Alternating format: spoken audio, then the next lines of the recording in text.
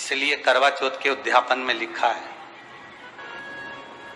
करवा चौथ के उद्यापन में लिखा है, आप लोग करते होगे ना करवा चौथ का व्रत, उसका जब उद्यापन होता है तो एक थाली में 13 जगह पर 4-4 पूड़ी रखी जाती है। आप लोगों को तो मालूम होगा, आप लोगों ने करा होगा करवा चौथ का उद्यापन। एक थाली में 13 जगह पर पूड़ी और सीरा, सीरा मतलब हलवा रखा जाता है, और रखने के बाद में उसके ऊपर एक पत्तल रखकर उस पर सुहाग का वस्त्र, साड़ी, 5 वस्त्र, सुहाग सामग्री सब उस पर रखी जाती है। और रखने के बाद में हाथ में कंकु, चावल, हल्दी लेकर संकल्प लेकर उस थाली पर से घुमाया जाता है। कामना करी जाती है, हे चौथ माता, हे करवा चौथ, हे चतुर्थी मां, मेरे जीवन में मैंने आपका व्रत करा है, मेरे इस व्रत को स्वीकार करना, मेरा सौभाग्य का, मेरा मांग का सिंदूर, मेरी भाल की बिंदी, मेरे हाथ का चूड़ा, मेरी पांव की बिछोड़ी, इसको अमर करना मां। और जो ये वस्त्र मैं दे रही हूं, इस वस्त्र को मैं जो प्रदान कर रही हूं चौथ माता, इसको स्वीकार कर कर मेरी भी चुनड़ी को लाल बनाए रखना। तब उस साड़ी को, उस वस्तु को, उस सामग्री को उठाकर घर की वृद्ध सास को, जो घर में सासू होती है, उसको दिया जाता है। सास नहीं हो तो किसी सौभाग्यवती नारी को दिया जाता है। उसके बाद में आप फिर ब्राह्मणों का भोजन कराओ, बड़े प्रेम से बुलाओ और ब्राह्मण ब्राह्मणी का भोजन कराओ। अब आज के जमाने में जो करवा चौथ का उद्यापन होता है, उसमें जब समाज की माताएं उद्यापन करती है तो केवल स्त्री स्त्री को भोजन करा देती है, पुरुष को नहीं कराती। पर करवा चौथ के उद्यापन में लिखा है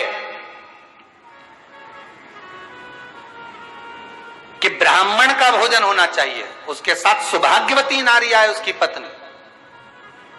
पर अपन ने तो सोचा कि चौथ माता का उद्यापन है तो केवल स्त्री स्त्री को खिला दो, उद्यापन का पूर्ण फल मिल जाएगा। नहीं,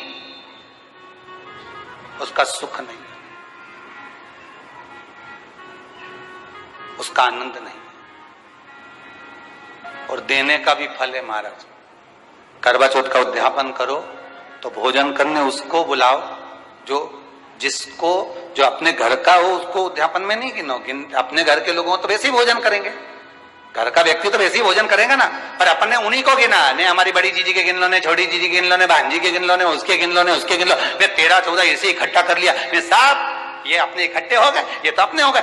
ये तो तुम उद्यापन करोगे तो घर में इनको तो जिमाना ही पड़ेगा, क्योंकि तुम्हारे रिश्तेदार हैं। दूसरे को जिमा कर जब हम दान देते हैं, दान उसको लगता है जो दूसरे को दिया गया।